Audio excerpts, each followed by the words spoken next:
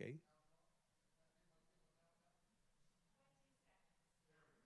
20 seconds. Okay.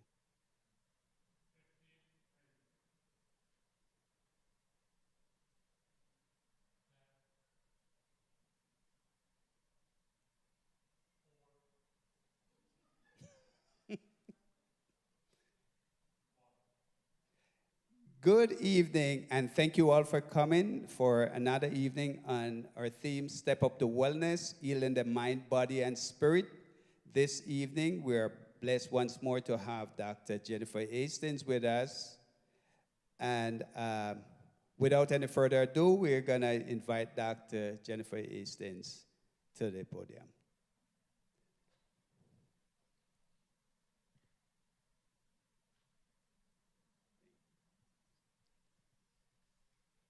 Okay. Hello, hello. Hi. How many of you were here last week? How many of you did the challenge? One, two. Oh, we got quite a few people. Wonderful. So, for those of you that were here last week, when I say God is good, do you guys remember what to say? All the time. So, let's do it again and just put some power in there. For those of you that are new, when I say God is good, you say all the time, okay? God is good. Did I say God is new a second ago? No, I said God is good. God is good? Excellent. And so all things happen for the good of those who love him and are called according to his purpose. And so for me, that's been very big because I live a purpose-driven life. And so I'm very blessed that for me, my career is about serving people and reconnecting them to God's healing. And we all have a purpose in this life. And as I mentioned last week, we're here to serve him by serving each other. And in order for us to do that more effectively, we have got to take care of this vessel that we have. Because we are spiritual beings having a physical experience. And he gave us this body. Am I standing in the right place? I fear myself cutting off. So he gave us this body to live through this journey. And as we take care of this body, we are better able to fulfill his purpose. But if we don't take care of this vehicle, what happens? We break down. We have lack of mental clarity. We have fatigue. And how great is it to have to love or serve another when we're physically falling apart? Are we as effective? No. How many moms do we have here? Moms? Okay. How effectively can we serve our families and can we love our children when we feel like we're physically falling apart, when we're fatigued, when we're tired? Men, head of the household, right? You guys are the glue that keep it together for us. You're providers, you're hardworking.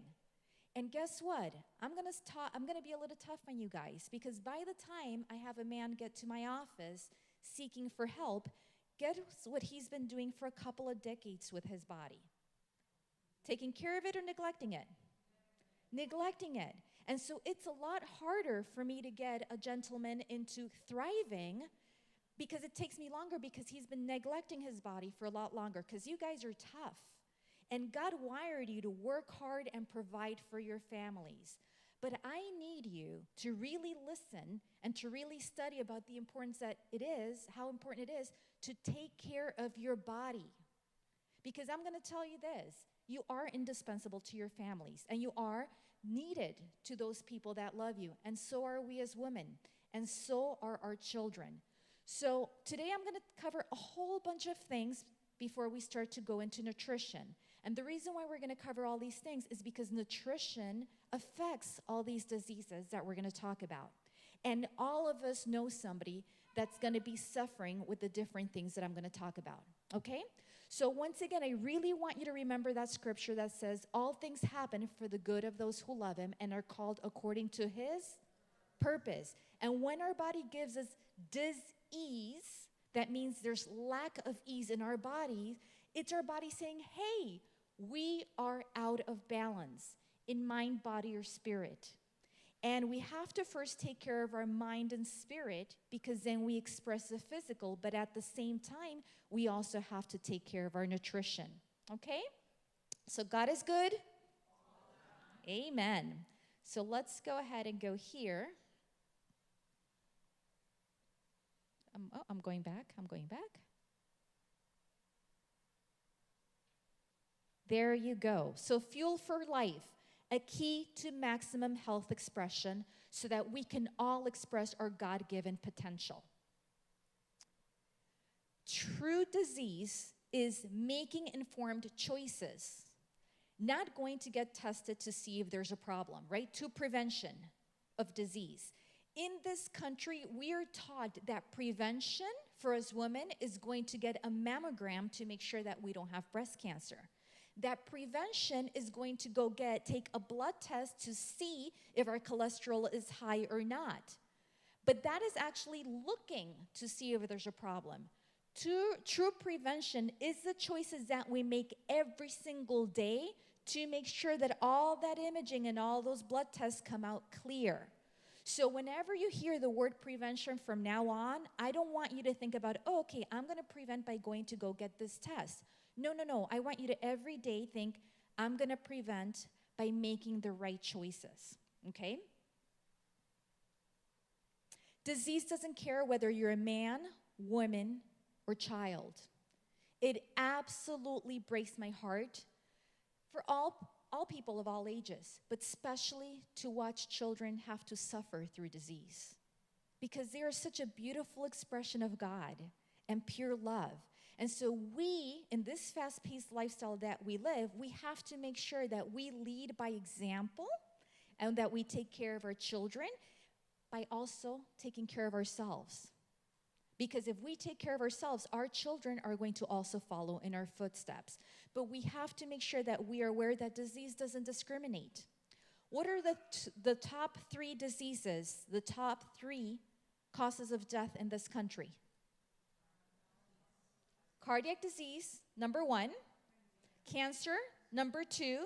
And respiratory, lower respiratory disease, number 3.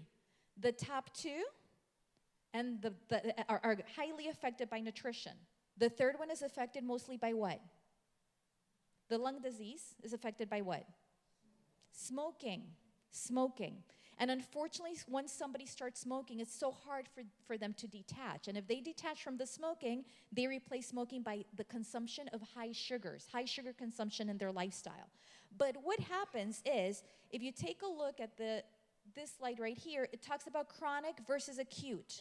Who can tell me what acute is? Anybody here can tell me what acute is? Rapid onset. So acute happens if I am jogging, right, and I fall and I break my ankle. That's an acute injury. It happened all of a sudden. It's a rapid onset. Now, if something happens where I'm walking in heels all the time and I create arthritis on my right ankle because I'm always walking on heels every day, is that acute or chronic? Chronic, because throughout time, my daily choices of wearing those shoes affected the creation of arthritis in my ankle. So there's an injury, acute, because of an injury, or always wearing heels, that makes it chronic. Well, guess what? Heart disease, cancer, and pulmonary issues are what? Chronic or acute? Chronic. They are the result of everyday choices for an extended period of time, and it's everyday bad choices. So do we have a say in our expression of health or disease? Absolutely. And we're going to talk about genetics a little bit, but I'm going to jump into it right now. Most time, medicine tells us that it's a result of genetics, and guess what happens to our power of choice? Does it increase or diminish? Diminishes when they tell you that it's a matter of genetics. But what happens is our everyday lifestyle choices absolutely causes an impact on the expression of disease. And that's what we're going to talk about today. I really want you to every moment realize that with every choice that you make, you're either honoring and nurturing this wonderful body that the Lord gave us, or we're damaging it. And therefore, we cannot express His potential in our lives.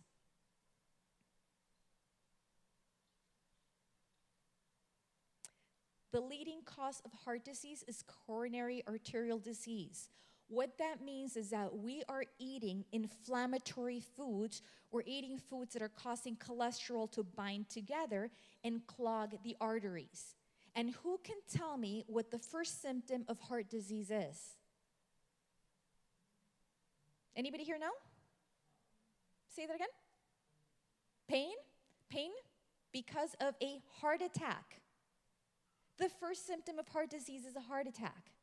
Now, once again, we're going to go into chronic. We're always making choices that can cause expression of heart life or lack of expression of heart life. So this, and when you have the first symptom being a heart attack, it's a big no-no because it's actually been building for a while, and we don't realize it until usually the first symptom is a heart attack. And that can be prevented by not eating inflammatory foods, which we're going to talk about in a little bit. Most expression of disease is the result of inflammatory foods and an inflammatory lifestyle, meaning a constantly stressful lifestyle, and then also giving our bodies constantly inflammatory foods. Risk factors are being overweight, physical inactivity, then also unhealthy eating, and that's in red because we're going to go more into that, and smoking tobacco. Smoking tobacco causes more acid buildup in our body, increasing inflammation. Did anybody this week do the upper body exercise where you guys were moving your upper body? Yeah? Oh, I'm so proud of you. I love it. If you sit on a desk for extended period of times, just put a timer on your phone, and every 45 minutes you're going to, and that's going to increase the blood flow in the shoulders and mid-back. Did you notice a difference doing that exercise? Yes? What did you notice different? After waking up in the morning, I do the upper body exercise, and it gives me a lot more energy. I mean, I feel a lot better after I did it. And so for those of you that weren't here last week, make sure that you watch the video. I know that there's multiple areas where you could access it, but movement is life. And the more inflammation we have in our body, the more achy we are, the less we move, the less life we express, the less life we feel inside. So now we're going to talk about the leading cause of cancer, which is the second leading cause of death in this country. And let me tell you this, I had the honor and the pleasure of growing up in South America when I was a little girl. Unfortunately, it happened because at 3 years of age, my father passed away because of liver cancer. What is the most common reason why people get liver cancer? Alcohol. Alcohol. And so what happened was my father was very upset when my grandmother died because she had breast cancer, right? He was very upset, and instead of talking about it, he withdrew. And he just went into his own little world, and he would literally sit in the corner and just have some drinks. And he wasn't a bad man. He wasn't a violent man. He didn't know how to deal with grieving. Anybody here have a hard time grieving? I know I did when I lost my mom. And so guess what? He went through that, but instead of processing the emotions and having a beautiful community like we have here in the church, he withdrew, and then within a couple of months, out of nowhere, he got diagnosed with liver cancer. And a period of 6 months, he was gone. And so I was about 3 years of age. I found myself alone with my mother. My mother was from Colombia. We were in New York, and when my family came to visit my mom from Colombia, and they saw how sad she was, and they saw how much weight she lost, they said, you can't stay here. You're depressed, and we can't leave you here. And so they actually took my mom and I to Colombia. And I had the pleasure of growing up in Colombia until I was 10 years old. And I met people, and growing up, you get to hear if so-and-so is sick or so-and-so has, certain disease. But never in my life did I see such a diversity of cancers like we see in this country. Have you guys noticed that? Anybody here from another country? Yeah? Have you noticed how many more cancers we have here, and how many more it's incredible the different types of cancer that are here that we don't have back in our countries. And I say our countries, although I'm from here and this is my country, I feel like that's my country too. And I ask this to people from all over the world all the time. And they tell me that it's true, that they see some rare forms of cancer here that they don't see in their countries. And even advanced countries where they have the technology for advanced diagnosis. But here we have all sorts of things. And that's because this country is the first country to have the most genetically modified foods available to the community more than any other country. It started right here. So, risk factors for cancer: smoking a tobacco. Smoking's not good for you. Then, dietary and physical inactivity. Last week I mentioned how you can actually have somebody that's vegetarian or vegan and not exercise. And you could have somebody that's mostly vegetarian or vegan, but eats so every now and then. But if they exercise, they're actually going to be healthier because they're activating all the detoxification mechanisms in their body to get rid of the toxins versus somebody that's eating well and it's being sedentary. Another risk factor is sun radiation, and that is extended amounts of it. But more than anything, that happens, especially here, because of dehydration and, once again, the toxic foods that we consume. Because, once again, if we think about our countries, we don't have the level of skin cancer in our countries that we have here. And what is our largest organ that gets rid of toxins? Anybody here know the answer to that? Our skin. So if we have a toxic lifestyle of introducing too many toxins and our skin's trying to get rid of it, and then we expose yourself to more sun, wouldn't you think that that's going to increase the risk of skin cancer? It's not that the sun is any worse in the United States than any other country, right? And if you actually learn to be smart and little by little expose your body to the sun instead of going out for 7 hours and frying yourself in one day, your body is going to adjust the melatonin, the melanin. I get those confused right now. But basically, there's molecules in your skin that change your skin color. And so if you're actually smart and every day you go out maybe for 30 minutes and then another day for another 30 minutes and then 15 minutes, guess what's going to happen? Your body's innate intelligence is going to be able to accommodate to the sun versus going out and frying yourself for 7 hours one day when you're on vacation, okay? So you want to create balance on that. And then, once again, at the bottom, it actually says everyday choices, whether they're healthy or unhealthy, will cause an increase of expression of cancer or an increase of expression of health and no cancer. And then the leading cause of respiratory issues, as we spoke at the beginning, that's the third leading cause in this country. Smoking is the number one reason. So 29.1 million children and adults are currently diagnosed with diabetes. And that's the sixth leading cause of death in this country. So we're going to talk about three of them. First, we're going to talk about heart disease, cancer, and diabetes, which are the three major things that get affected by diet. Diabetes is the leading cause of kidney failure. So when you have somebody that you know, or whether you yourself have diabetes, I really want you to think about the importance of taking care of yourself. Because if you have diabetes and you haven't met somebody that goes through dialysis, you really should take the time to go to a dialysis center and see how harsh it is to the body.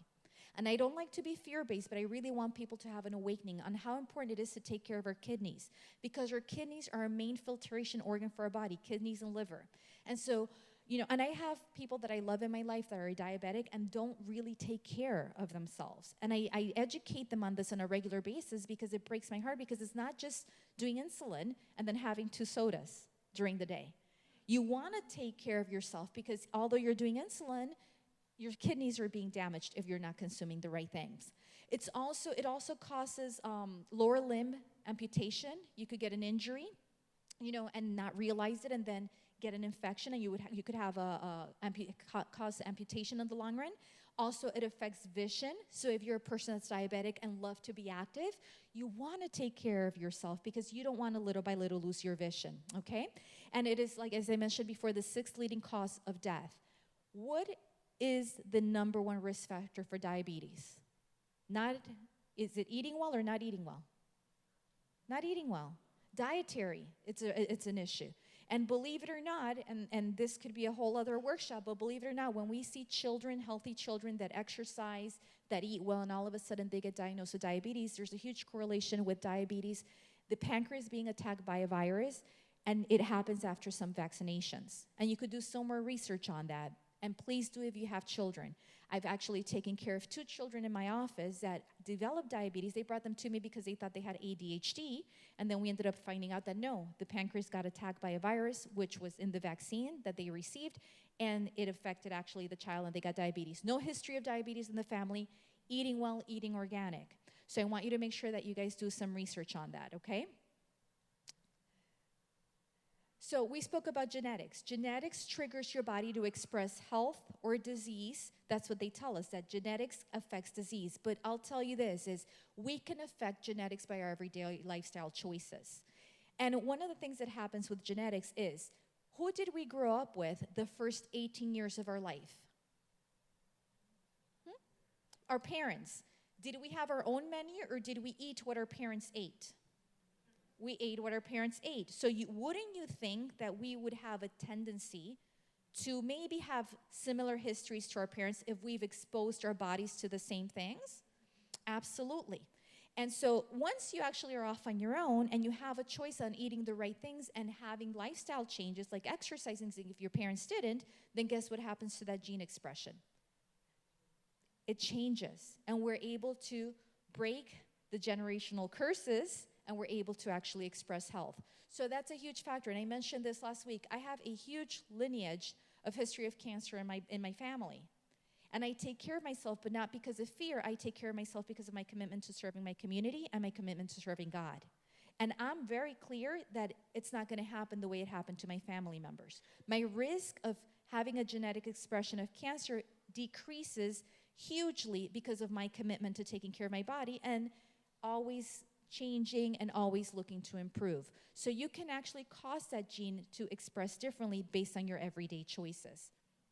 There's something called epigenetics, by the way, which is the scientific study of how your lifestyle choices actually affect the gene expression. And it is a wonderful, it's a wonderful profession that has developed in the last few years because they've seen such an importance of lifestyle choices on gene expression. Any questions so far? No questions? Okay, I got me a shy crowd today. So environment, home, work, right? Just that always has an effect on us. And so this is why I said, those of you that were here last week, if we start to work on our work environment with regards to our physical activity, then the stress levels at work will go down. If we work in our home environment, then our stress levels will start to go down in that area too, and then that will allow us to actually be healthier and have a healthier lifestyle. At home, our everyday choices with regards to nutritional stress can have an impact. So I'm going to tell you a story. I don't remember if I shared this last week, but I have a family member that comes and visits and stays in our home every now and then. And when this family comes to our home, this family member comes with a little suitcase. And in that little suitcase, they have all sorts of goodies that we don't have in our home because I don't buy that stuff. And so what happens is there's soda in that suitcase. There's chips, potato chips in that suitcase. There's Malta in that suitcase. You guys know what Malta is, right? Like just sugar. And so I'm going to tell you this is the programming of TV is amazing how they program our brains. Did anybody here grow up watching the Coca-Cola commercial where during the summer, right, you have the glass and it's really hot. They put these every summer. You have the glass, and then they pour a couple of ice cubes in there, and you could hear the ice cubes landing in the glass. And then they pour the soda. Can you guys hear the bubbles? Right? I could hear the bubbles. And then you have the person come in and drink it, and then go, oh my God, I am so programmed with that. And so this family member left, and one morning I get up, and it's like 11 o'clock at night, and I don't know what happened, but I was super thirsty, and I get up, and I'm like, oh my gosh, what am I going to drink? And so I open the fridge, and guess what's in my fridge? A Coke can. And you know when you feel so thirsty that your throat is so dry?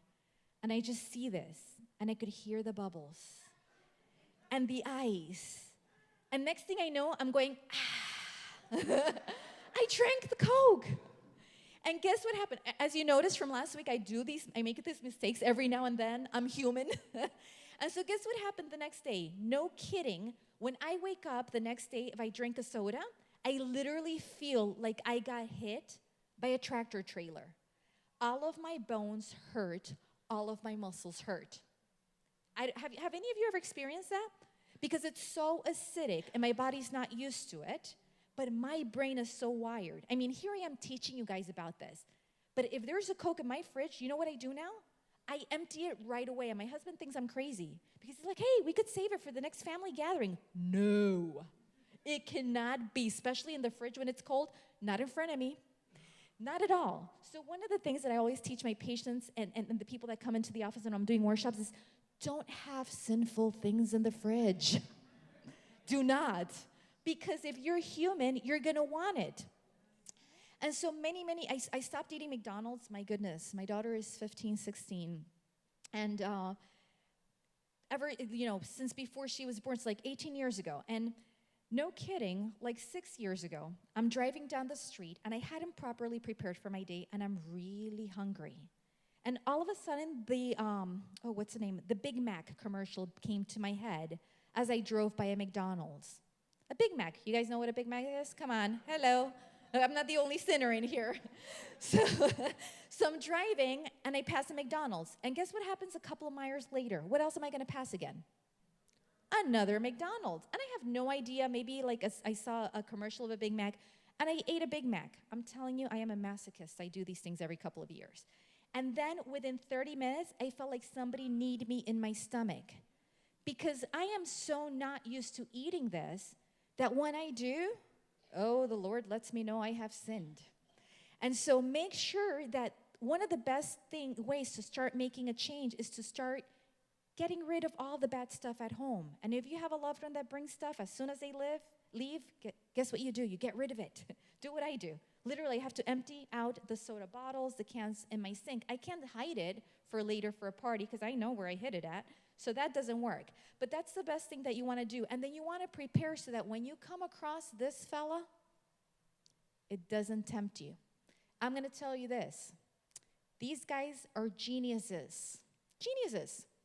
My daughter was in daycare, and I would go to chiropractic school when I was a student, right? And she was in daycare while I was taking, dissection class, and then I'd go and pick her up, and then I'd take her to class with me. She was an amazingly well-behaved child. And one day I pick her up in school, and we would always pass this place called McDonald's. And one day we're passing by, and we're driving back, and all of us, she's like, McDonald's, I love McDonald's, we gotta go in. And I am like, child, what do you mean you love McDonald's? You have never been to McDonald's. What are you talking about? And so I just ignore her, and I keep driving. A couple of days later, we're driving by, I pick her up from daycare, and she's having a fit again. And I am thinking, what is this child, what's wrong with her? She's never been to McDonald's. I know where she's been every single minute of her life. So no kidding, the next week when I go pick her up, this time I had to pick her up at the end of the day. I would say it was about 6 p.m. when they're almost closing. I had a very long day in clinic when I was doing my internship. And when I go to pick her up, she's in the back room with all the different ages of kids mixed up, right? They're all mixed, like toddlers, 4-year-olds, 6-month-old, all the kids that get picked up at the end. And they're all watching a large TV screen. And guess what they're playing? McDonald's cartoons. They're playing a movie with all of the McDonald's characters. And my heart stopped. And so I went to the director of the daycare, and I said, and this was, my goodness, this was like 15 years ago, so I don't remember her name right now, but I said, hey, can I have that movie? I will replace it with any Disney movie that has just come out. Now, when Disney movies initially come out, they're very expensive, but I did not want them playing whatever movie they were playing. So I said, whatever movie you want, I will take it in exchange for that movie you're playing. And she said, why do you want to take it? And I said, and I told her the story about my daughter. I said, my daughter's never been to McDonald's, and ever since, I'm going to guess the first time she saw this movie, she's been having a fit saying she wants to go to McDonald's. And she said, Jen, don't waste your time because we get free movies from them every couple of months. So these guys mail movies to the daycares so that the children can watch. And guess what happens when mommy or daddy go to pick up the child at the end of a very long work day, and they're driving home exhausted, right? And after working 8 hours a day, who wants to go home and cook a full, healthy meal? I don't see any arms. Nobody, right? So guess what happens to the mommies or daddies when they're driving home and there's a kid that sees McDonald's and starts to throw a fit? And here is a Happy Meal, not just for the child, but for the mother or daddy, because they don't have to cook anymore. And then, meanwhile, they're going to get a meal for themselves, too, all for like $10.99, which is way cheaper than buying a bag of vegetables and spending an hour cooking and then another hour doing dishes and having to wipe the counters. Aren't these guys geniuses? Absolutely. Now, is that of God? Not at all. But they're geniuses. The power that we are working against, as I mentioned last time, it's a power that's worth billions of dollars. Billions of dollars. And this is why it's so important that we detoxify ourselves from the media brainwashing us. When my daughter was growing up, she watched two things. We had one TV in the living room, It was not connected to the cable, so by the magic of technology, somehow we got PBS, right? Which is healthier programming than the average channel. And then I would put on movies. I would put on VeggieTales, or I would put on movies that I controlled what I exposed her mind to. So I was very clear that she was not watching McDonald's commercials that like brainwashed her, but these people were geniuses that got into these daycares. So please be careful and watch what pulls your minds and desires. Be in the world, but not of the world. This is why it's so important that we take care of our minds. Food is fuel for the body. When we feed our children, when we fuel our bodies, we need to think about it in the way that food is fuel. Food should not be something to just satiate our hunger. And once again, McDonald's are geniuses because they include toys in these Happy Meals. So you know what I started to do? I'd go through the drive-thru at McDonald's and I'd say, I will buy the toy of the day. And they would look at me like, what? I said, yeah, I'm just buying the toy. And so you could ask my daughter, we bought the toy of the day. And so McDonald's was like a very cheap place to get toys until my cousin took her one day when she was about 12 years old. And they kept a secret from me for a while. So anyways, when we think about eating, I want you to think about building blocks. If this church was built by cardboard, would it have survived last year's hurricane? No, because when it was built, they used strong building blocks. Whatever we put in our mouth creates building blocks for cells, tissue, and organs in our body. And so when you think about eating, I want you to think about fueling your body. Last week I mentioned about that car. If you had a $40 million car, would you give it cheap gas or good gas? Same thing with our body. So we want to think about it that way. Okay? And once again, prevention versus treatment. Prevention is not the medication. Prevention is the everyday lifestyle choices that we make. Okay? So who here wants a massage? Yeah? Okay, so go turn to your neighbor. Turn to the right. Now you're going to be shy. Don't be shy. Turn to the right really quick. I want you to put your hands on the person's shoulders. Okay? Face that way for me. Okay, really quick. Because we're going to get into more interesting information. Don't be shy. Just rub the shoulders a little bit.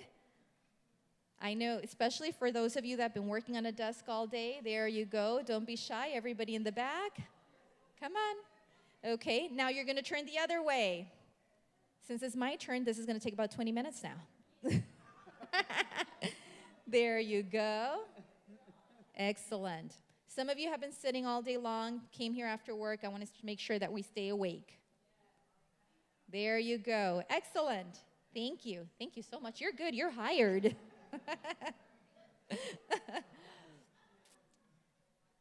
Okay, so did that feel good? Yes. So sugar. Has anybody here heard about how sugar triggers our brain like heroin? Yes. Guess what children eat lots of? Sugar. So we are raising a society of children that have a higher risk of addiction. Once again, when we take a look at how things are in our countries, in other countries, versus here, you notice a difference in that too? Absolutely. A difference in the level of hyperactivity? Absolutely. It's a combination of what we're fueling our children with and also lack of principles and values at home. Where is the best place for us to learn about principles and values for our families? Which book? Say it louder. The Bible is the source of the word to feed our mind, body, and spirit, and to build principles in our home so that our children can grow up being more disciplined and healthier. So we need more of that in our homes. Sugar is one of the most acid-forming substances in the body. And if you are drinking a juice, like orange juice in the morning, and if you didn't squeeze it yourself, or if it doesn't say in the bottle non-pasteurized, you're just drinking pure sugar. And guess what's happening to your pancreas? It is overworking for the next couple of hours, and then it crashes. And then guess what happens the next morning when you have a glass of orange juice? Pure sugar. And then your pancreas does this, and then does this, and then does this, and then does this. If you were to ride a roller coaster every morning that did this, and then the next morning, and then the next morning, are you going to be energized after a while, or are you going to be burnt out? Burnt out. Burnt out. And so we're eating lots of sugars, and then we're adding a whole bunch of chemicals to our body in so many different ways in nutrition that eventually the pancreas gets burnt out. And that's what diabetes is. It's a burned out pancreas because of these lifestyle choices that are taking it on a roller coaster on a regular basis. Acid-forming foods exhaust the pancreas and result in diabetes. And I have somebody that comes to my office that I absolutely love, and a couple of months ago, I noticed that this person was in this, expressing health, but there's a limitation to where we were getting this person at. And I noticed that their healing was doing this, and so I had the person do a nutrition journal. And guess what the person was having for breakfast on a regular basis? Donuts.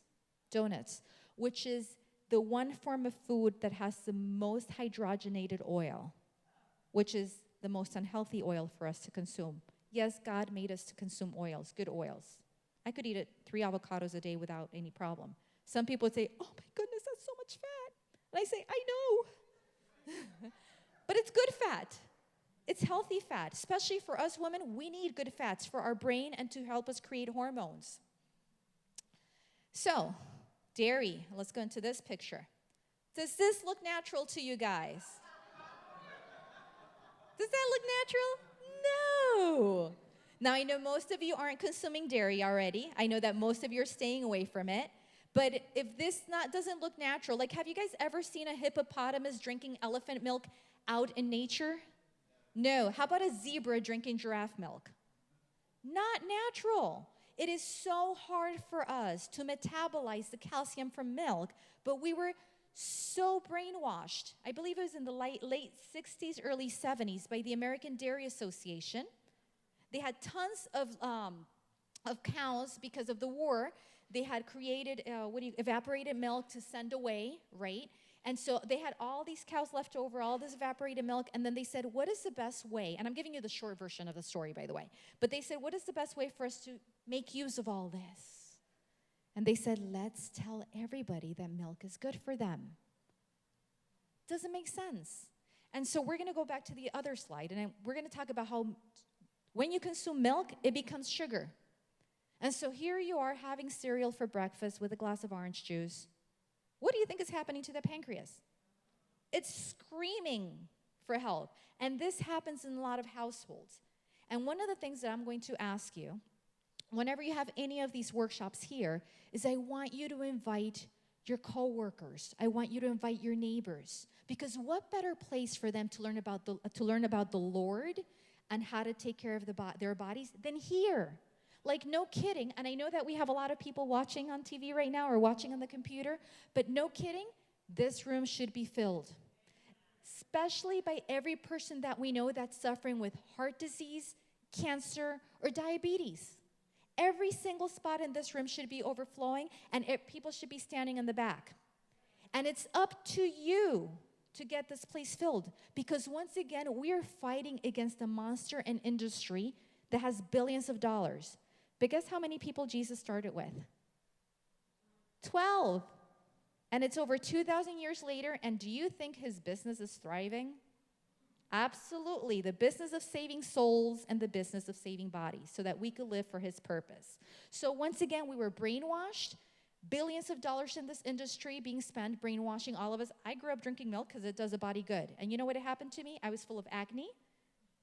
Acne on my back, acne on my face, which caused a lot of insecurities when I was a teenager growing up. And what was my confidence level like?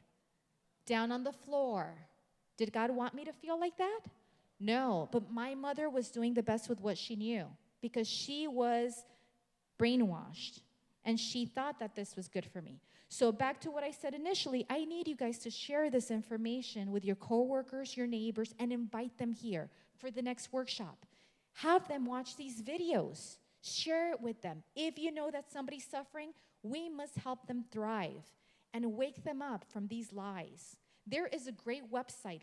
It's called nomilk.com.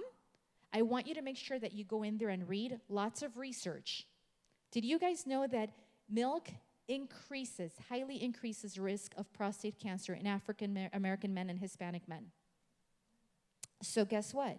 What do they give for free in schools every morning? Milk. So we want to stay away from it. Going to go back to your favorite slide.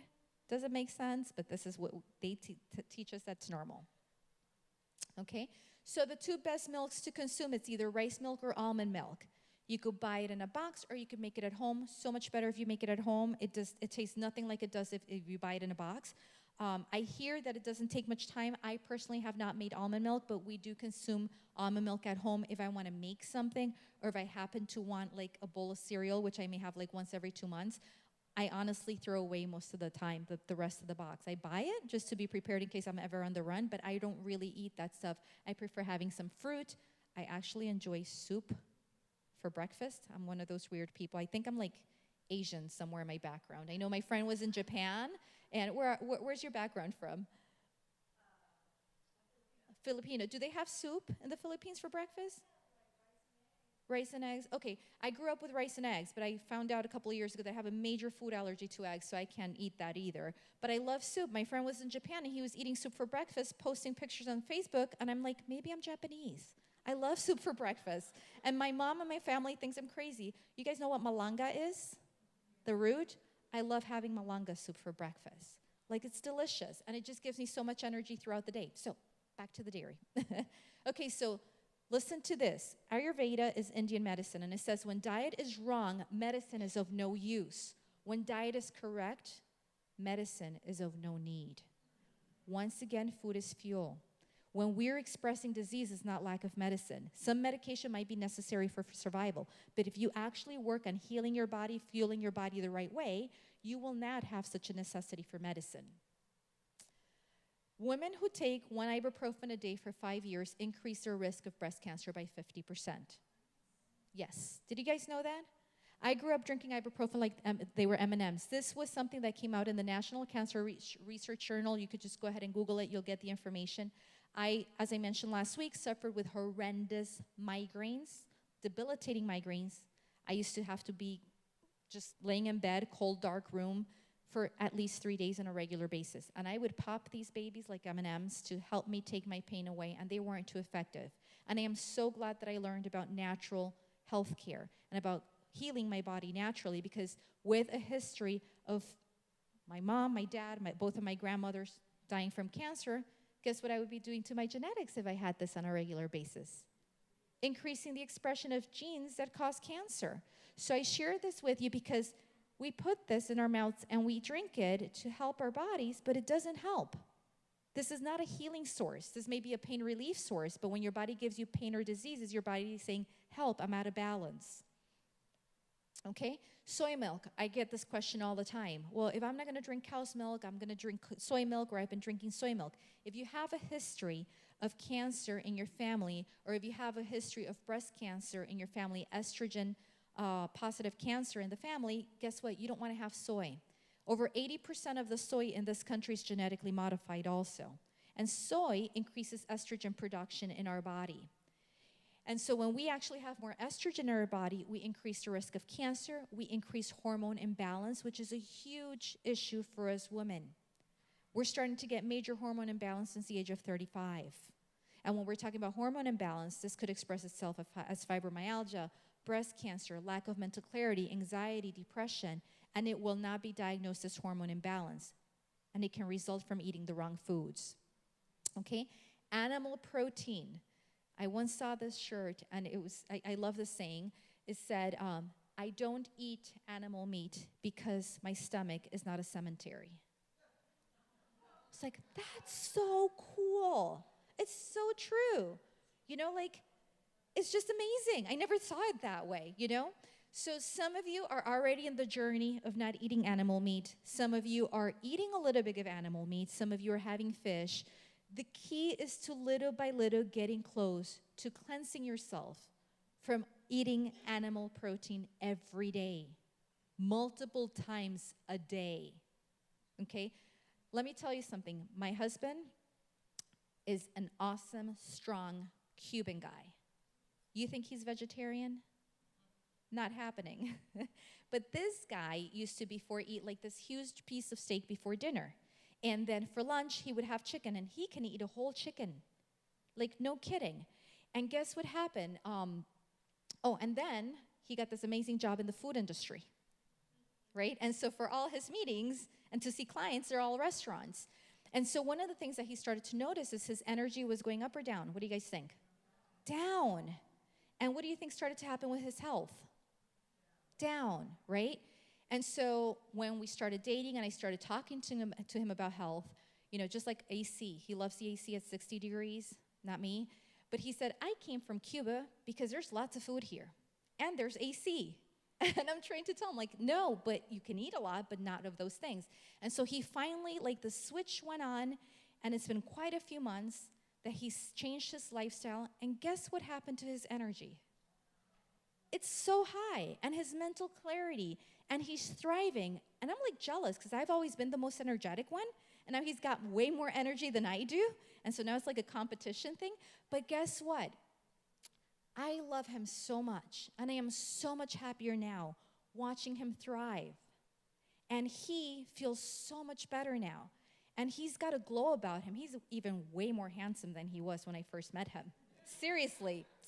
He's taken, so don't even think about it when you see him. But, but no kidding. What was the change? He started to eat different. And guess what happened to his demeanor? And no kidding, he was an amazing man when I met him. I'm going to tell you a little secret. I am the woman that never wanted to get married. Oh, I was a rebel. I did not want to be domesticated.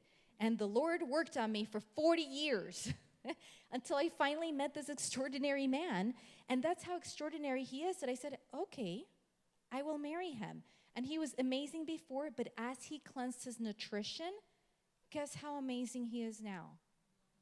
More amazing.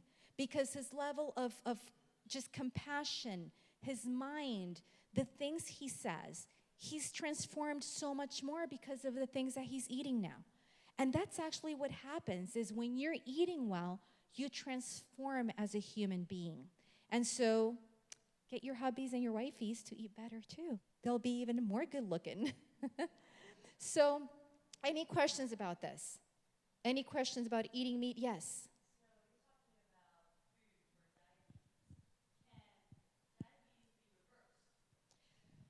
Yes, and it depends on the level of advancement. And I can tell you that I see miracles all the time in my office, whether it's with diabetes, with cancer, and it's not me that I'm magical, but when people choose to commit to health and choose to really make a change in their life, yes, it can be reversed.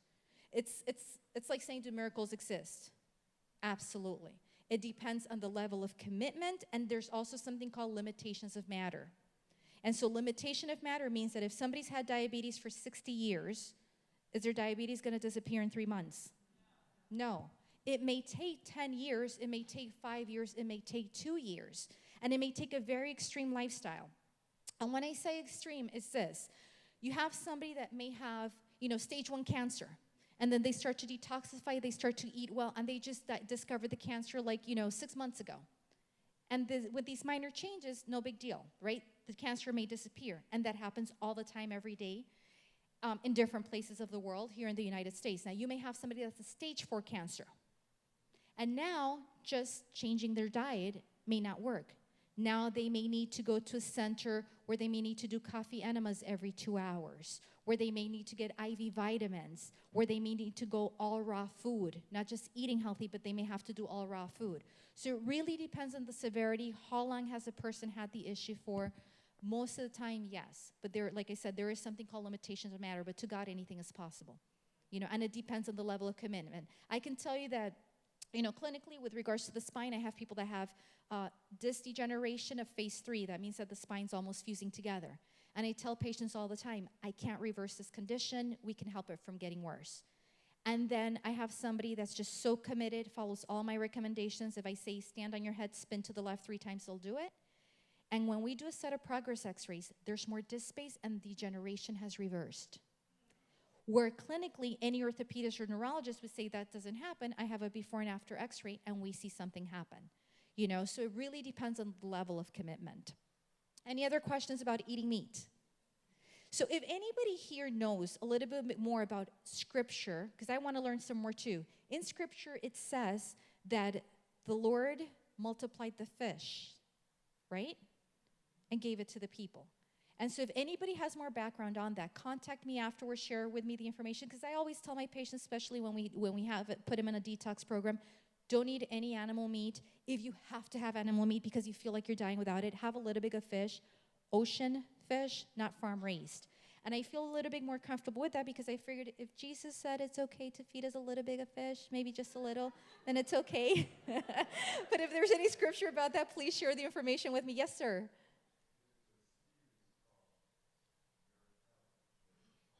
Your Health, Your Choice. Series called Your Health. Okay. I'd love to see that. Would you write that down for me, Mary? There's a series called Your Health, Your Choice, and it's 5 CDs, you said? Walter Vite, Vite. Your Health, Your Choice. Thank you so much. Thank you. And so some of this information might be a little bit overwhelming. It's a little big, the key is changing a little bit at a time, okay? So if you're eating, steak 5 nights a week before going to bed, then maybe you could do it 1 time a week. If you're eating chicken, same thing, 3 to 4 or 5 times a week, then decrease it little by little. It's not going from, a major carnivore to being a complete vegan and juicing all the time from one day to the next. The key is 1 step at a time. It's just like building a relationship with God. It's 1 step at a time. And little by little, as we make that change, we feel his presence in our lives more, okay? So let's go to the next one. So when we consume toxic food, your body creates more acid, more waste product, and the internal part of your body becomes like the pool on the left. Does anybody want to swim in there? Not at all. At all. Well, guess what? If you're eating the wrong foods, that's what you look like on the inside. How could we fix that by giving it more medication? Fixable? No. What happens is if we eat the right way and the pool water looks like it's clear, like on the right, it just looks so much more pleasant to want to just go in there and go for a swim. Same thing happens with the waste byproducts in our body. And that's what eating acidic foods like sugars and meats and processed foods. And I'm going to make it very simple for you guys. I like simplicity. Okay? I always say, is it made by God or made by man? And if it's made by God, it's a lot easier for your bodies to metabolize it, okay? Pasta, made by God or made by man? Made by man. Sometimes it tastes like it's made by God, right? But it's made by man, so it's a little bit harder to metabolize. Zucchini pasta. Has anybody here had zucchini pasta? Oh, yes. Only 2 people? Okay, you guys want to find out about a real good restaurant? It's called Delicious Raw. And it's on University in the Tower Shops. And they have something called pesto pasta. And it is made of zucchini and pesto sauce. And then if you add a side order of avocado on it, so good. And guess what happens? You eat it, you get fueled, and it's so much easier for your body to metabolize. If you don't know what zucchini pasta is, I want you to look in Google and look at a picture. What they do is they get the zucchini, and they put it in this little thing that makes it look like noodles, and you eat it raw. You just season it, or you could cook it too. But it's just like pasta, and it's so much easier for your body to metabolize. Let's see, tomato, made by God or made by man? Made by God. Now, unfortunately, nowadays, there's the difference of an organic tomato and a genetically modified tomato. So let's go and let's say it this way. Organic tomato, made by God or made by man? Made by God, organic. Genetically modified, it's made by man. And research does show that genetically modified food increase cancer production in rats. So we know that most likely that may increase the cancer in us. So a lot of times when people say, well, but organic is so expensive, then you want to take a look at, okay, what foods do you buy organic and which not? You want to buy your salads organic. Anything that you may eat the outside of, like the tomato, you want to buy that organic. If there's a fruit that you eat the skin of it, like an apple, you want to buy organic. The strawberry, you want to buy organic. If it's something that you could peel, then you could buy non-organic. But ideally, you want to buy as much organic as possible because it is so much more expensive to be sick. It is so much more expensive to have to go through a major disease. What is the number one cause of bankruptcy?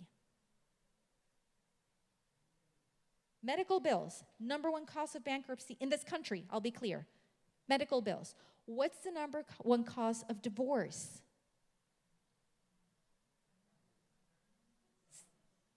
Say it again. Bills, finances. So the number one cause of bankruptcy in this country is medical bills, and the number one cause of divorce is finances. They go hand in hand. It is so wise to invest in your health. I was a single mom going through chiropractic school. I had a beautiful baby, and I found a way to invest in organic foods. And I worked, and I found a way to invest in my health and my daughter's health, because we are absolutely worth it. I have a young lady that's about 32 years old, and she eats well, beautiful woman that loves God, and she came into my office because she has severe debilitating cramps. And she missed she missed school every day since she was 14 years old. She missed school school every day when she was a child, work now as an adult, right? Every month, not every day, every month, because of her cycle. And she started to get chiropractic care, and guess what happened to those absences at work? Scarce, like none, right? She's been with me for a year and a half. She's probably missed work once. And so what do you think happened to her finances? They improved. What do you think happened to how she looks towards her boss because she's not missing work every month? So there's an investment that in the long run actually increases your health and actually increases your wealth. Health is wealth. Alkaline foods, you guys know fresh fruits and vegetables and non-processed oils, non-hydrogenated oils. You could always just Google a list of alkaline foods. Have you guys heard about alkaline foods before? Yes. I love that about coming to the church. It's just everybody knows. You guys could teach me some stuff, you know.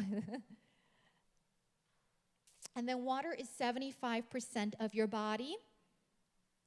And so, as I mentioned last week, I carry one of these every day. Who here has a bottle of water? Show me your bottles. Ooh. Ooh, 1, 2, 3. Ooh, 4. Yes, ma'am.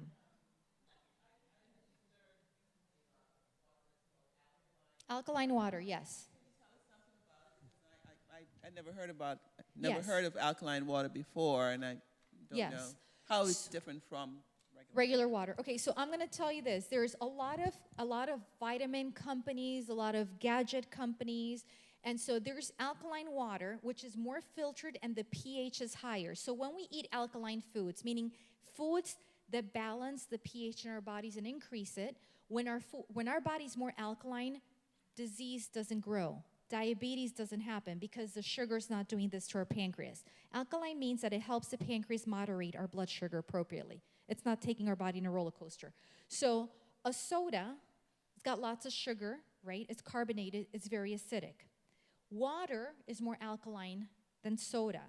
Alkaline water has a higher pH, and it just means the number. So like a soda could be, let's say, a 3. That's acidic.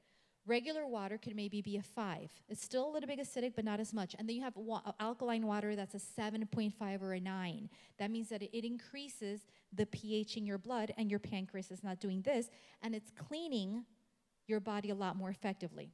Now, so there's a machine that may filter it and add minerals. And so there's these machines that they sell, and they range anywhere from $300 to $600 to $900 to $2,000. Right?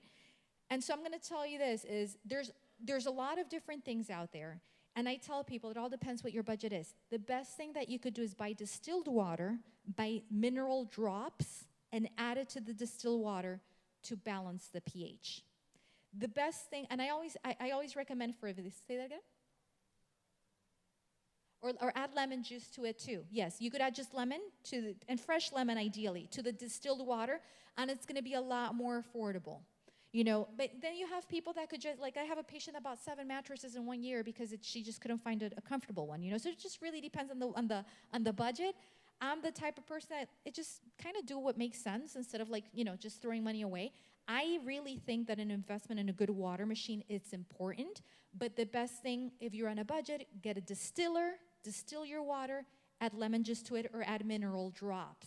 When you're low in minerals, your body's more acidic. So almost all of my patients in the office take magnesium because it's a mineral that actually helps build muscle density. It helps relax the muscles, right? And it helps alkalize the body. So, where did I do with my clicker? I hid it from myself, didn't I? Oh, I put it right here. Okay. So we want to constantly be drinking water. And that was a very good question, the alkaline water. Anybody here have any other questions about water? How much water to drink? Okay, we're going to talk a lot about that, a little about that, I mean. So people say, drink half of your body mass in ounces. Once again, like I said a few minutes ago, I like it simple. If when you go to the bathroom, your pee is yellow, you're not drinking enough water. If when you go to the bathroom, your pee is more clear, you're drinking plenty of water. I don't have time to be measuring all the time. So I have at least 2 of these a day, and then sometimes I have 3, and then sometimes, and I think it's our next slide.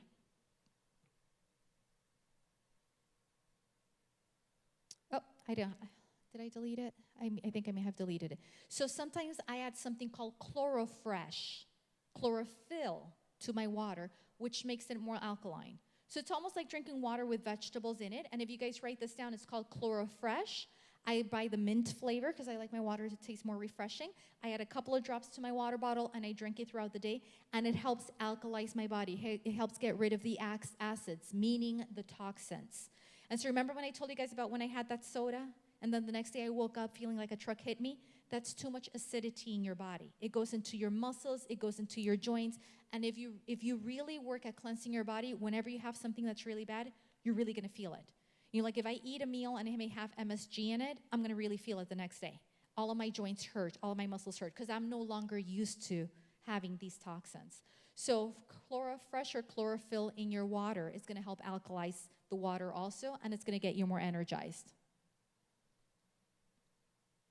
Okay, good oils, fish oils, omegas, avocado oil, coconut oil. I know that you guys heard about that new study that says that coconut oil is not good for you. Did you guys hear that? So not true. That's a study that was, for what I understand, it was sponsored by the canola oil company. Hello. Of course they're going to tell you it's not good for you. And then what happens is the market of tropical palm trees right here in the United States, the production of coconuts here is very low compared to a lot of other countries, so it brings less business. Meanwhile, canola oil or vegetable oil, which is not really made of vegetables, is made of grains. And then it's more inflammatory, right? We have a high level of production of vegetable oils or grain oils here in the United States. So they're going to tell you coconut oil is not good for you, so they could sell more what? Vegetable oil, which is not even oil, it's really made of grains. So yes, coconut oil is good for you, okay? It's way better than the vegetable oil. And proper preparation. So these are key things that I've used throughout my life to help me eat healthier meals. A rice cooker and a crock pot. And what I do is a lot of times at night, I get home and I just put whatever I need to put in there in the recipe, vegetable, or I can put the malanga with the water. And then by the time I wake up, guess what? It's all mushy. I throw it in the blender. I add some Himalayan salt to it.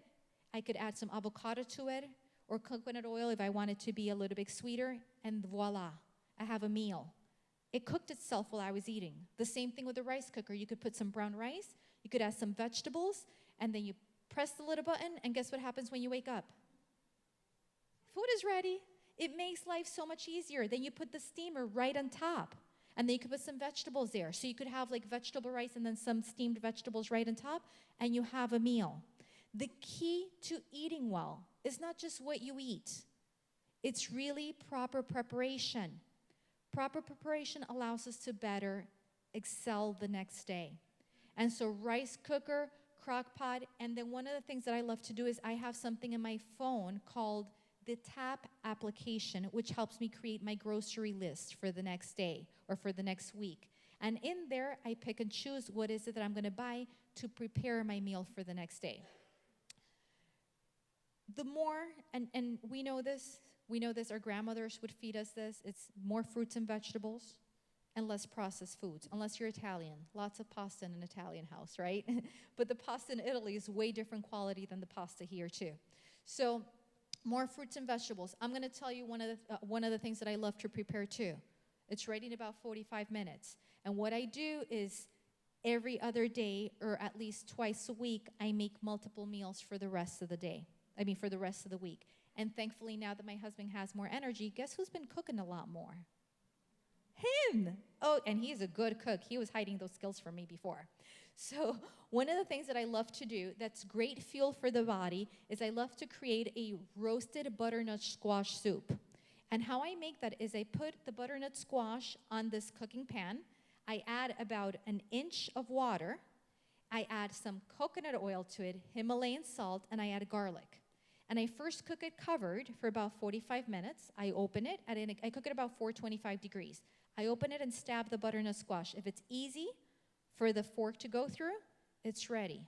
If it's hard, it's not ready. So then I open it and I let it roast a little bit. So it almost tastes like smoked butternut squash. Have you ever guys had that? It's so good. It's delicious. I can't wait to get home and eat. So I actually made that last week, so haven't made it yet, but what happened is you take it out and you throw it in the blender. And when you make plenty, you could have 2 or 3 meals. And it's vegetables and oil and garlic, which is amazing for the immune system. You could do the same thing with malanga, but what I do is I boil the malanga. And then I boil it, I throw it in the blender, I add Himalayan salt, and I add some, most of the time I actually add the coconut butter. Or olive oil, avocado oil. I don't like olive oil as much as I like avocado oil. I throw it in the blender and I eat it. And because it's a good fat with the carb, it actually gives me more energy throughout the day. But the key is the quality of the food. If it's lighter to eat, if it's more natural, your body processes better and easier than eating all that animal protein that gets stuck in the colon. And I mentioned this last week, 80% of the people with cancer have major digestive issues. The average American has 15 pounds of fecal matter stuck in their colon. And so you want to make sure that you eat and you want to make sure that you detox. Okay? Any questions for me? Yes, ma'am. And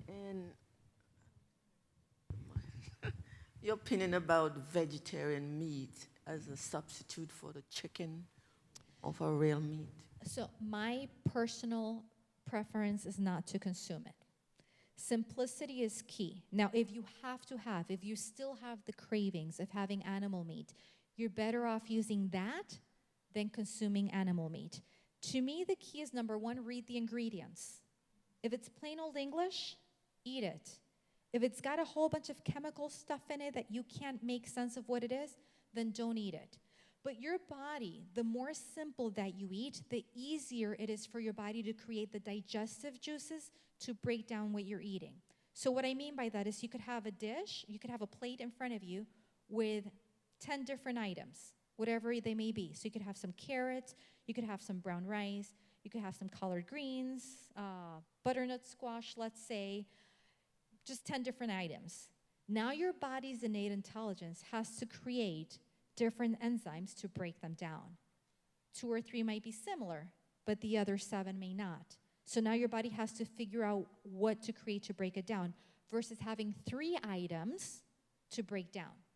3 items meaning I could have a salad with a little bit of apple cider vinegar, which helps me break down the rest of the food, okay? I could have some cauliflower rice, right? And then let's say if you want to have fish, you could have fish. If you want to have a vegetable, you could have a vegetable. So you have 3 things. And you season it simply. My seasoning, Himalayan salt and avocado oil. That's most of the time what I use for seasoning. And I use apple cider vinegar. So now, when I eat that, my body has to create digestive juices to break down 3 items. When you have these meat replacements that are vegetarian, if you take a look at the list, there's a whole bunch of components to it. Personally, and I'm very sensitive, so when I eat something like that, it's harder for me to digest it because my body has a harder time creating the digestive juices for it. And so I personally prefer not to. I prefer the simplicity of saying, okay, I either have this or not. But I would say if somebody has to have meat, they could go for that to replace it. Many people are concerned about protein because they need to build cells and to So what are your recommendations as far as the foods that, or the vegetables, whatever, that are rich in protein to help people to build? You know, I do lots of lentils. I love lentils. But it's hard to say because everybody's necessity is very different. You know, I have men that work very hard physical labor jobs, right? It's hard for them to be fully vegetarian or vegans. And they feel like they have to have the protein because when they've detoxed, their energy level crashes. There's also an accommodation period. So for me, it's on an individual basis. Every now and then, you may need animal protein. And I'll share a story with you. I was vegan when I became pregnant with my daughter. And I didn't eat any animal protein. And when I found that I was pregnant, I was craving juicy, bloody burgers. But like craving it. I feel like maybe it was my body that needed more calories. I was 98 pounds before I had my daughter. And I didn't have enough calories. And I ate tons of lentils and rice and spinach. And I ate so much spinach, I don't know how I wasn't green. Because I love spinach with lemon. It was so good, lemon and olive oil. And so I ate lots of that. Like I said, I don't know how I wasn't green. But innately, my body started to crave meats. And my body started to crave pasta, which I didn't like pasta back then. But my body needed the calories to burn. So personally, clinically, I would say every individual is different because you also have people that don't metabolize meats well. You have people that metabolize meats easier than they may metabolize some vegetables or some green leafy things. So everybody is very different in that. I personally recommend stay away from the meats as much as possible because of what I see clinically. Yes, ma'am, all the way in the back. Yes. There's an online viewer asked about the high saturated fat in coconut oil. Can you describe? You just recommended it, and she's concerned about this high saturated fat. So I'm not aware of high saturated fat coconut oil, so I can't answer that too well.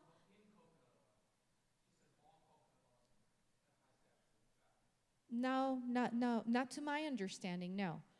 And once again, it's a more natural oil than vegetable oil, which is oil made from grains, which is more inflammatory than the coconut oil. So I can't answer that. I could do some more research, and if she wants to find me and message me, I'll gladly answer that. I am on Facebook, so.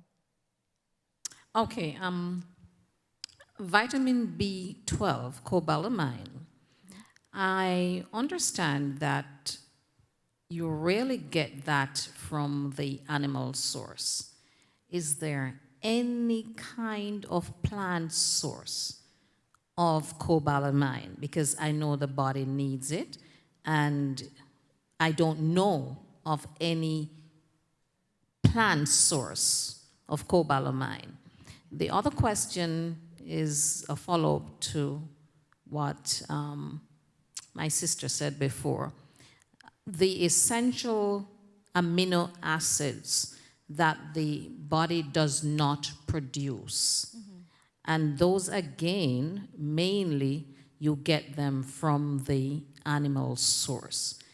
What plant source do you have that you can get the essential amino acids for the body? Mm-hmm.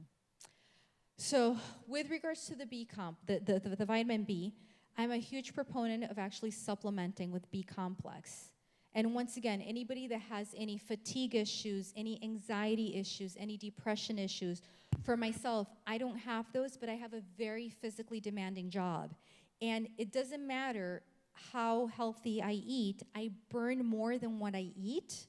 And if you ever were to be at the office, you could see that it's like going to the gym for 4 hours in the morning shift and 4 hours in the afternoon shift. And one of the things that I do is I have to supplement my body with a B complex. And I do that twice a day. I do that in the morning and in the afternoon to help me get through the energy because, once again, I burn more than what I consume. So, is there one thing that has a whole bunch of it? No. And I think that was one of my upcoming slides. I always recommend, let's go back in here. Yeah, right in here. It was this one. We go back, right back up. So fruits and veggies are very depleted. And if you, where are you from, if I may ask? Are you locally from the United States? Or are you? You're from Jamaica. So if you have a mango in Jamaica, how does it taste compared to that mango here?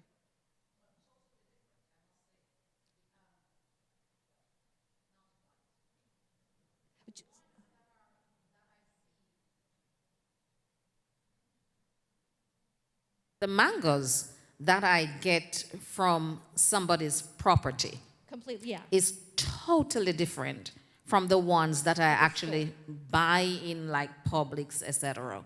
And I proved that crystal clear last week. A friend of mine gave me some mangoes that were picked off the trees.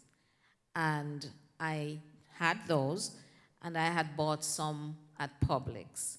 And when I ate the ones that came off the tree, I literally felt like I should just get rid of the ones that I had bought at Publix because they were totally different. The ones he got from off the tree were just like the ones I had in Jamaica. When you look at the color, you can see the yellow vitamin A stand out in it as against that white looking ones. The ones from Public look like, in something poor blood, but it is not the same taste. It's not the same look. Absolutely. Totally different. Yeah, and if you were to make a mango juice in Jamaica, you would just add water to the mango and put it in the blender, and that's it. And that's it. Here, if you go to Publix and buy mangoes and go to make juice, you have to add sugar or sweetener because it doesn't have that level of quality of nutrition once again. And so this is why I have this light up, because there's mass production of vegetables. Your neighbor's tree or your friend's tree didn't have to mass produce for thousands of people. It just produced what it had to produce, and that's it. And so there's mass levels of production of food, and then it also gets picked before its due time. And it gets picked before it's due time because now they have to have it shipped, and then you wait for it to mature for you to eat it. Two completely different experiences. So with regards to the B complex, have vitamins. Now, when I have people buy vitamins, buy them at a source where a more knowledgeable consumer goes to. Somewhere like Whole Foods. Most of the people that are going to go into Whole Foods already have a knowledge, a background of quality of vitamin versus getting vitamins at a place like GNC or CVS. Because CVS is not in the business of vitamins. Or Walgreens, they're not in the business of vitamins. They're in the business of what? Pharmaceuticals and medications. And so people that go in there for vitamins are going to do a more quick in and out, and they're not going to look for a low temperature processed vitamin. So absolutely do the B complex. And then once again, source for the amino acids that we need. Essential ones. The essential amino acids, when I have animal protein, I try to have more fish to get nutrition that I wouldn't want to get more from meats. You know what I mean? But I don't have a good answer for you with regards to that. Just having a diversity of different foods. I do lentils, I do beans. I metabolize lentils more effectively than beans. I do a lot of supplements. I do Bragg's amino acids. I cannot do Bragg's amino acids as much as I used to because I've actually become sensitive to it. So once again, everybody is so different with regards to that. Does anybody here have a recommendation for that?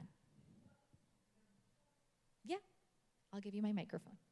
You like the microphone, huh? I know you were avoiding it earlier.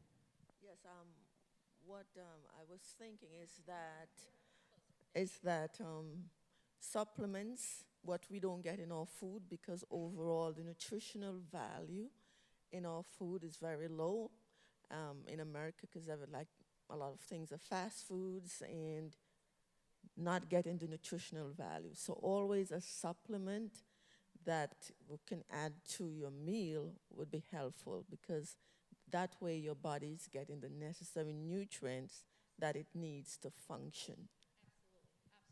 And yes, you wanted to share something? I was told that when you take vitamins, you pee it. Whatever you take, you don't really absorb it that much. But my recommendation is nuts and seeds, like chia seeds, flax seed, nuts, all kind of nuts can help replace some of the. Absolutely. So if you didn't hear her, nuts and seeds, and she was just saying that she's been told that when we take vitamins that we pee it, our body will pee whatever's not necessary, and that's the beauty of it. Most vitamins will pee it. I'll give you the mic in a second. One of the things that happens though is you need vitamins, and it depends on the quality of the vitamin. So you can have a synthetic vitamin C. That means that it was chemically made, right? Made by man, not made by God.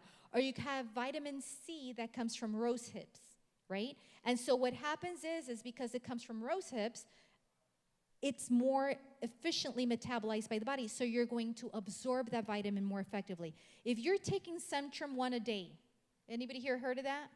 You're wasting your money. You might as well just throw your money down the toilet. Like, just flush it down. Because they actually did some imaging, and they found out that you actually pass, when you go poop, 80% of that vitamin. That a lot of the time, it doesn't even break down in your body because it's so low in its quality. So once again, you're better off going to Whole Foods and saying, hey, I'm looking for a multivitamin. What do you recommend? I myself recommend multivitamins, but more than anything, you want to take a look at what is it that you need. And once again, almost everybody, I recommend that you do a B complex because it's going to help you out so much. It helps healthier red blood cells. It helps energy, anxiety, depression, you name it. It's amazing. You were going to share something, sir? No, I was going to recommend it for if we juice vegetable juice on a regular basis. It will give us all of what we need from it. But the problem is you must buy your vegetable from different areas because different soil carry different minerals. So when you do that, you get a balanced minerals from these soils. And there are local farmers markets, That's going to be our last question. Okay, yeah. There are local farmers markets that you could get fresher fruits and vegetables. Has anybody here ever heard of Josh's Market? He is on the weekends. I believe he is Saturday and Sunday in Hollywood Beach.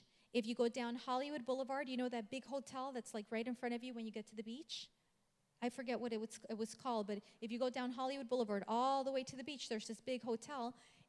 If you make a right and you park somewhere around there and you go back towards the hotel, towards the beach area, he sells fresh fruits and vegetables, more vegetables and fruits. Most of it are local, and he actually picks things, or his farmers pick things at 3 o'clock the same morning before they open at like 6:30. So what do you think is the quality of freshness in that? It's amazing. And how I know about that is I used to have 3 iguana pets. And so I had these beautiful iguanas, and I wanted to give them the best food that they could get. And so I used to go to this market every now and then, and I told him, I said, hey, I met him, and I said, Josh, what do you recommend for my iguanas? And he said, anything that you have here, because we literally picked it about 3 o'clock in the morning, most of these things we picked. So for an iguana, the fresher the better, just like for you. And then he explained to me the process, and I said, oh my goodness, this is amazing. Most of it is local. They're amazingly just people that we need to admire to wake up at 3 o'clock in the morning to pick these vegetables so that we can actually have them. And so by far, I think that that's the freshest place that we could actually get some of these things. And like he said, to juice the vegetables. And once again, it's a matter of time and it's a matter of finances. You could either juice it there, you could purchase a juice in Whole Foods. It's not as fresh as getting it at that moment. But juicing is a great way to actually also get concentrated nutrition. Okay? And so thank you for having me. I will tell you this, 2 things for those of you that were not here last week. Oh, here it is, the Chlorofresh I told you guys about. Okay. And the green juicing that we spoke of. I still have like 10 more slides, but we're going to just go through them really quick. Exercising, nervous system, making sure that there is good digestion by making sure there's no pressure on the nerves. And where do you want to be in 10, 20, or 30 years from now? Where do you want to be? This is a matter, okay, of choice. Okay, whether you're here or whether you're here. I know I want to be in the picture on the right. I have wonderful friends, Ruthie and Jim. They are leaving on Monday on a 2-month trip around Europe and then a 2-week cruise on their way back. And they're retired. But guess what they make their priority? Health. They take care of their health to be able to do this as a retired couple. And then I know some people that are stuck in a nursing home that they're the same age and they can't live a thriving life, all because of the choices that we make, okay? And so if you want to be added to our email list, you could text the word doctor to 42828. And if you are interested in bringing in some of this education to your workplace, I do free workshops, and you could actually talk to Mary in the back, and she will actually take your information. I love to teach. This is my passion. This is my mission, to get all of you to be healthier. So thank you for being here tonight. And can somebody share about their results for the last 7 days? One more person. Who wants to share about what you got out of the last 7-day detox? Don't be shy. One person who did a detox for the last 7 days? You have more energy, okay. And so what did you detox from? What did you do? I like popcorn, so I stayed away from that. And I'm actually doing no meat. Yeah.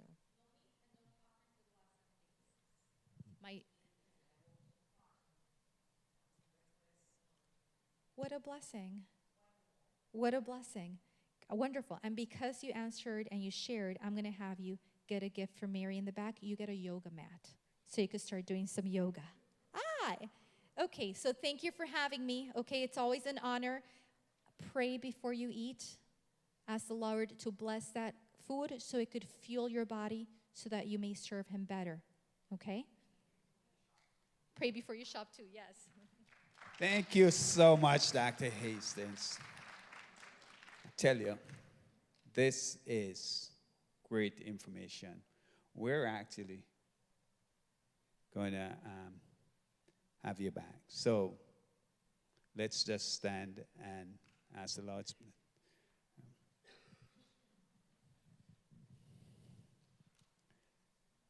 Almighty Father, we're just so grateful, dear Father, for your blessings, dear Father. We're thankful for the information that you're able to present to us through Dr. Hastings this evening, dear God. We ask that, dear Father, that you help us, dear Father, that we may just continue to take care of this temple that you have given us to us, dear Father. Bless us, dear Father, as we leave this place. Help us that we continue to look to you who's the source of our health, dear Father. Keep us, dear Father, in your care. We pray in Jesus' name. Amen. All right, I thank you all. As is customary, we're just going to hold somebody's hands, and we're just going to see if there's any prayer of thanksgiving or anything that we've got. And just to remind you, in the fellowship hall this evening, we do have some fuel for life. We have some good compliments of the vegetarian restaurant in North Miami. So just linger with us a little bit more after that. All right, Pastor? Just let us just see. Thank you for watching our live stream today. If you'd like more uplifting content, I invite you to go over to our website, plantationsda.tv, where you can find our sermons and praise and worship experiences archived there. If you have a praise report or a praise request that you would like to give, I invite you to go over to our church website, plantationsda.org, where you can be able to enter your prayer requests on our site. And if you're ever in the Plantation, Florida area, we invite you to join us here for a live worship service. Until then, may the Lord bless you and keep you.